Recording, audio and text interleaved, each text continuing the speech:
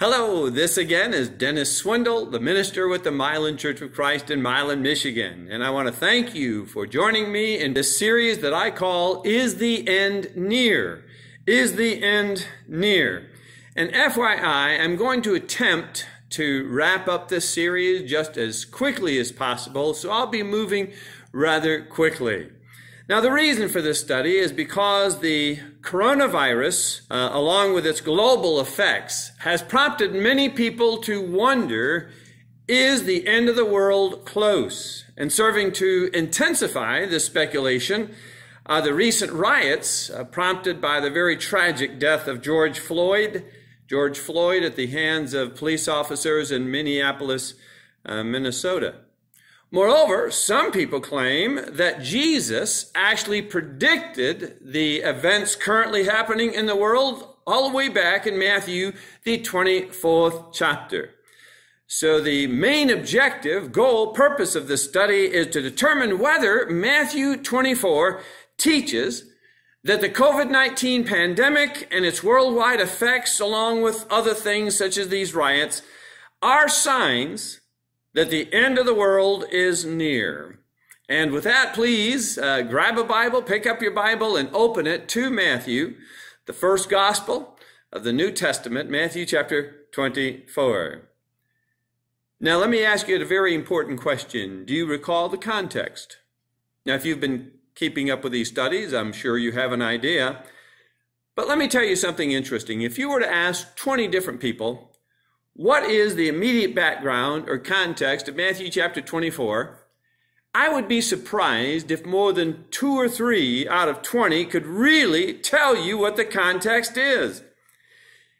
Yet many of those that would not have an answer and have no idea would not hesitate to tell you what they believe Matthew chapter 24 teaches or means.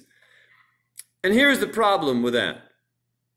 Without an understanding of the context of virtually any Bible passage, the chances of correctly interpreting or understanding that passage are almost nil. In essence, without knowing the context, you're virtually guessing if you're trying to figure out exactly what the passage means. Well, that said, let me put the context, the very important context of Matthew chapter 24 in a nutshell, as it were. Jesus had been in the temple and in that area of Jerusalem, reprimanding the Jewish leaders for their blatant misdeeds. He also predicted impending judgment upon those leaders, the city of Jerusalem, and the temple. In fact, in Matthew 23 and verse 38, he said, "Your house," referring to the temple, "will be left to you desolate." Desolate means ultimately nothing will be left of it. Therefore, that being the context, much, if not most, of Matthew chapter 24 proceeds from those predictions Jesus made about the city and the temple, the coming judgment upon the city of Jerusalem and the temple in Jerusalem. And by the way, when was the last time you heard someone explain all of that as they were getting ready to talk about Matthew chapter 24? Now, some people do, but a lot of people never mention what Jesus talked about in previous chapters. Why is that? Well, one person put it this way. Listen, the more you know about the context of Matthew chapter 24, the less it appears to apply to 2020. Let me repeat that. The more you know about the context of Matthew chapter 24, the less it appears to apply to 2020 or 2021 or whatever. All right? Someone might say, well, preacher, you just don't want Matthew chapter 24 to apply to current day circumstances. Oh, I assure you, nothing could be further from the truth. I mean, I'd give almost anything if I could apply Matthew chapter 24 to the current day circumstances of our world. But I'd say almost anything, because I would refuse to sacrifice correct biblical exegesis, explanation, in order to make the Bible jive with what I prefer to say. We have to look at the context. We really need to consider it. And so that's why we've explained it. Now, once again, the context of Matthew 24 are the predictions of Jesus Christ of approaching judgment coming upon the city of Jerusalem and the great temple in Jerusalem. And as confirmation that that's what Jesus is going to be addressing in Matthew chapter 24, let's read again the first two verses. I believe we've covered down to verse 8, but look at verses 1 and 2 again. Then Jesus went out and departed from the temple, and his disciples came up to show him the buildings of the temple. And Jesus said to them, "Do you not see all these things? Assuredly, I say to you, not one stone shall be left here upon another that shall not be thrown down." This place is going to be destroyed. And thus it's very clear that what Jesus is doing as he opens this 24th chapter, he's simply elaborating on the previous predictions concerning the destruction, the demolition, if you will, of the temple, which indeed occurred 37 years later in 70 AD. And I mean it. Everything Jesus said occurred. Not one stone was left by the Romans standing upon another. Now, since we've already covered the next 6 verses, let me just summarize those quickly. After hearing Jesus' prediction, especially about the temple, the disciples were shaken, and they later approached Jesus and asked him 3 questions related to this event. They said, "When will these things be? What will be the sign of your coming?" And they apparently believed that the destruction of the temple would coincide with Jesus' return. And the third question, and in reference to what will be the sign of the end of the age or world. And they may have also believed that the destruction of the temple would coincide with the end of the world, because, as I said before, it was hard for the Jewish mind to conceive of the world continuing without the temple being there. I mean, that was their center of all their worship.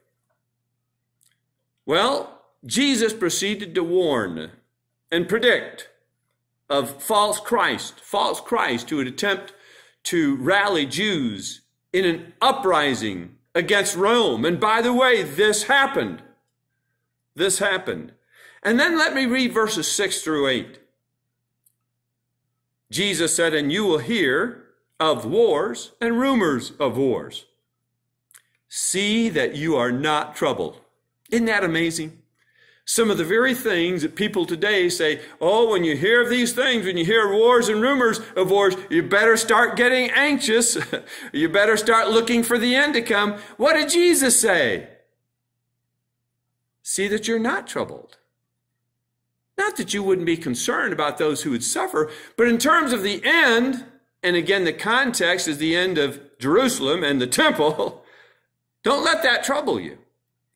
Jesus continues, "For all these things must come to pass, but the end is not yet," which means the end is not even close. "For nation will rise against nation, and kingdom against kingdom, and there will be famines, pestilences, and earthquakes in various places. All these are the beginning of sorrows." One reason Jesus said, don't be troubled about these things, is this is just the very start of what will lead to the end. This is the early portion of those horrific things. And for your information, all of those things that Jesus just mentioned occurred, all of them, decades prior to 70 AD and the destruction of the temple. Or to put it another way, everything Jesus predicted up to this point, verse 8, literally occurred about 1950 years ago. They happened in the past. Now, a lot of people won't mention that to you because they, again, want to apply all this to our current day. And people have been trying to apply these things to the current day, going back to the Civil War. And before that, going up to the events of 9/11. People have been trying to apply all this. That's why we need to understand the context, don't we? All right, let's move on. Let's go down to verse 9. And again, forgive me for moving quickly. Then they will deliver you, Jesus referring to the believers, his disciples, up to tribulation and kill you. And you'll be hated by all nations for my name's sake. You know, after hearing this, you have to wonder if the disciples were now kind of sorry they asked about when will these things be and what will be the sign. Well, we do know that the widespread persecution of Christians occurred long before 70 AD. First at the hands of the Jews and then even the Romans. You can read about the persecution of Christians in Acts chapter 4, 5, 7, 8, 9, chapter 12.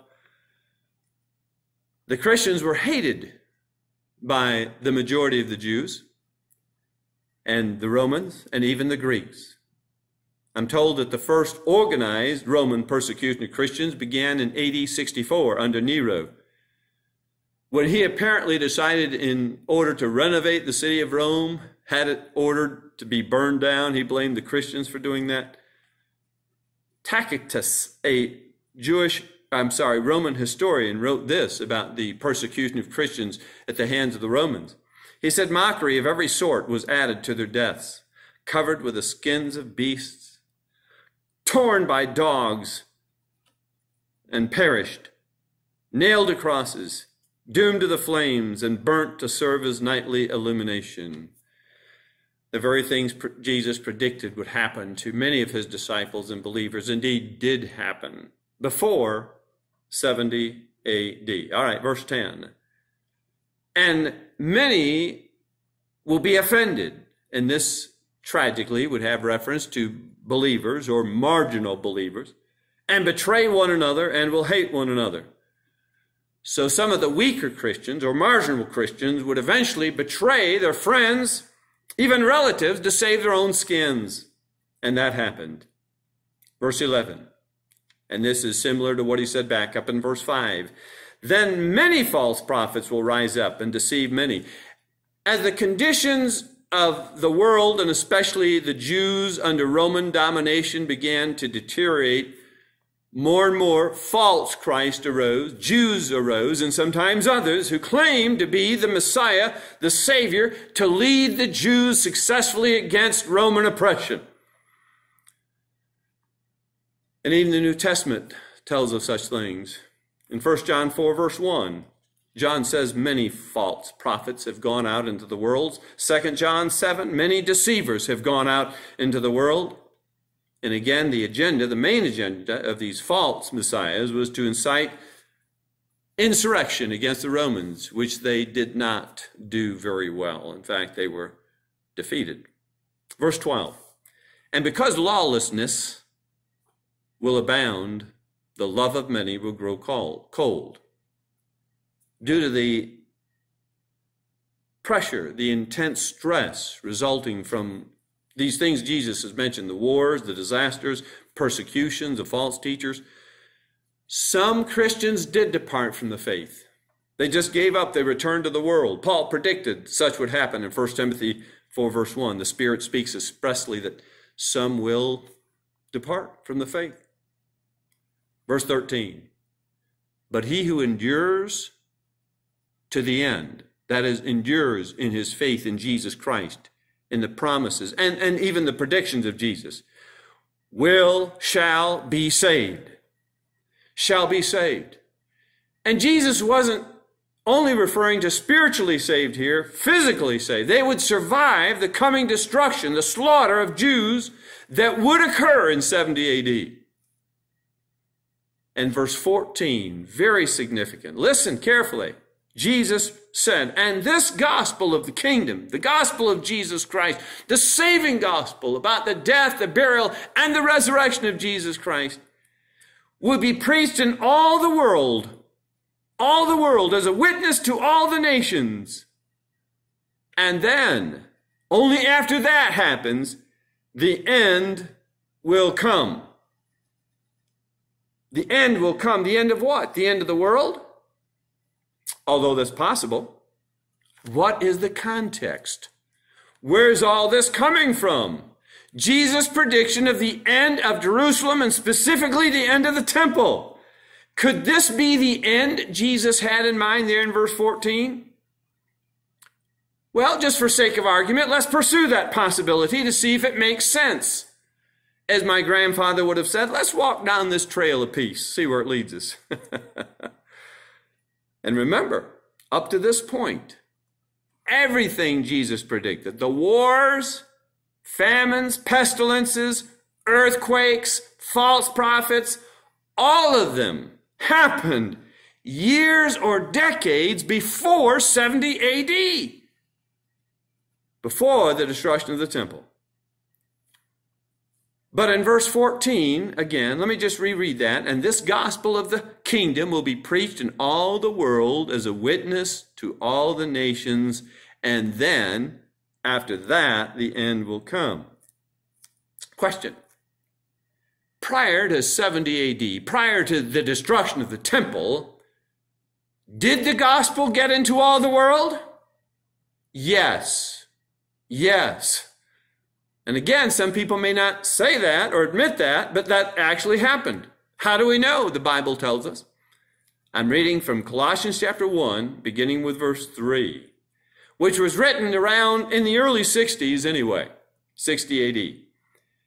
We give thanks, Paul said to the church in Colossae. We give thanks to God and the Father of our Lord Jesus Christ, praying always for you, since we heard of your faith in Christ Jesus and your love for all the saints, because the hope which is laid up in heaven, of which you heard before in the word of truth, in the gospel, listen, which has come to you, as it has also in all the world. It's come to you in the city of Colossae, just as it's been published throughout the world. In verse 23, Paul, referring again to the gospel, says, which was preached to every creature under heaven. When did that happen? Guess what? At least 6, 8 years, maybe 10 years before 70 AD, before the destruction of the temple. And Jesus said again, when the gospel goes out into all the world, then what I've been talking about, the destruction of the temple, then the end is coming. So if nothing else, what Jesus said in verse 14 indicates the very distinct, real possibility that when Jesus said the end, he's referring to the end of the temple as opposed to the end of the world. But let's proceed. And remember that the disciples not only asked Jesus, when will these things be, but what will be the sign? And Jesus now is going to talk about that. What will occur to show you that the end is right here? Verse 15. Therefore, Jesus says, when, so now he's going to reveal a sign. You see the abomination of desolation spoken of by Daniel the prophet. We'll get into that in a moment. Standing in the holy place. Whoever reads, let him understand. The reason that's added there, because Matthew knew it's very important that the reader or the hearer of this message, when this was eventually published, understand what he meant by that. The sign that the end was very close was the abomination of desolation standing in the holy place. Now, what does that mean? It would take at least 2, maybe 3 studies to look at that in detail, and we don't have time. But let's at least read the core of what Daniel had to say. You can turn back to Daniel. I'm reading from Daniel, the 9th chapter, beginning with verse 26. In fact, I'll just read verse 26 and 27, or just listen carefully. And this is very symbolic language as Daniel makes this prediction of the future. And after the 62 weeks, an anointed one almost always refers to the Messiah, Jesus Christ, shall be cut off, which typically means will die, and shall have nothing. And we know that eventually happened to Jesus, physically anyway. And the people of the prince, now this word prince here does not necessarily refer to Jesus, is often meant to refer to the son of a king or ruler or emperor or a leader or commander or even a general. Who is to come shall destroy the city. The city Daniel was referring to was Jerusalem. And the sanctuary. And what would be the sanctuary of the city of Jerusalem? The temple, predicting its destruction. Its end shall come with a flood. A flood would refer to an overwhelming attack. And to the end there shall be war. Desolations are decreed. Desolations means total destruction. And he, this prince, this general, shall make a strong covenant with many. That is, he will have abundant forces at his command for 1 week and for half of the week, for a certain length of time. He shall put an end to offering and sacrifice. In other words, wherever the Jews would offer their main sacrifices, that would stop, which did stop in AD 70. And on the wing of abominations, which would refer to a disgraceful, shameful act or actions, shall come one who makes desolate until the decreed end is poured out on the desolator. Again, we don't have time to go into detail, but generally speaking, here's what Daniel is predicting. He said a prince, a commander, will come in, attack Jerusalem with overwhelming forces, bringing destruction and disgraceful acts upon that city, and especially upon the place where offerings and sacrifices were made. That would be the temple, and that's exactly what the Romans did in 70 AD. And while we're on the subject, just exactly what is the abomination of desolation that Jesus predicted? Well, you have to go to the book of Luke, which also records the same account of Jesus, at the temple, coming judgment coming upon Jerusalem and the temple. And then he goes to the Mount of Olives, and the disciples ask him the 3 questions. And in Luke's account, Jesus said this, Luke 21 and verse 20. When you shall see Jerusalem compassed, surrounded with armies, then know that the desolation is near. In the spring of AD 70, General Titus surrounded the city of Jerusalem, and everyone who saw it thought, oh, this can't be unless this is the end. Indeed.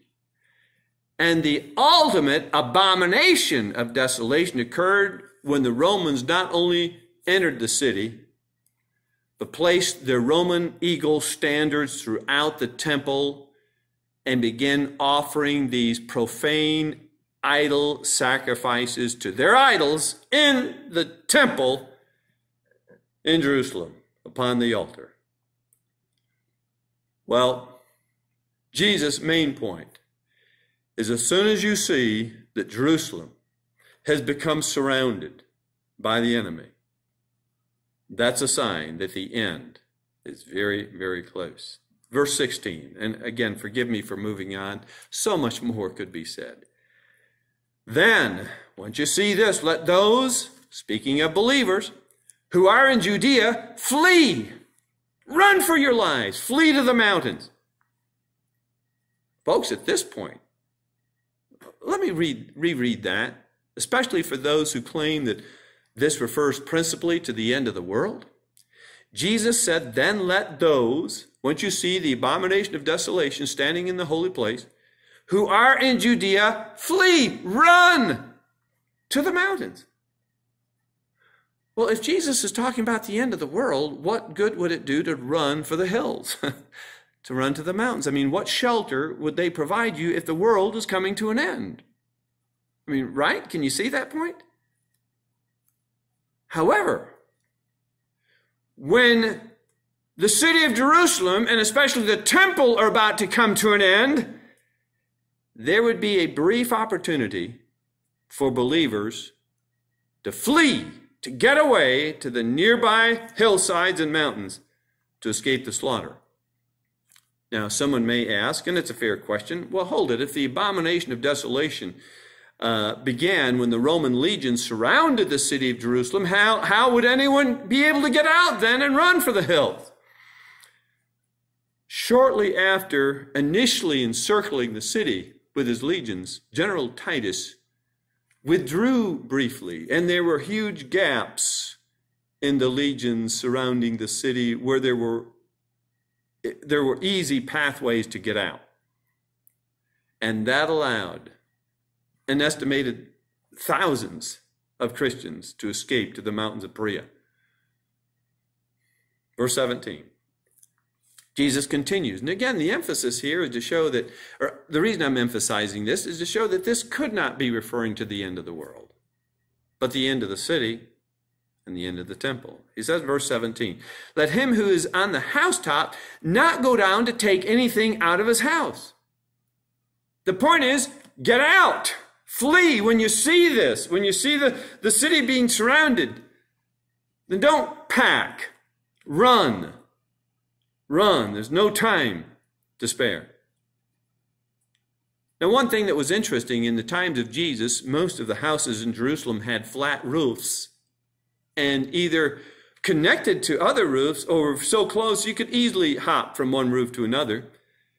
And so you could actually hop from one roof to another until you got to the wall of the city where you could just go on down by a rope or other means and find a gap in the troops and just run for the hills. And many did that. And then verse 18, let him who is in the field not go back to get his clothes. Again, run.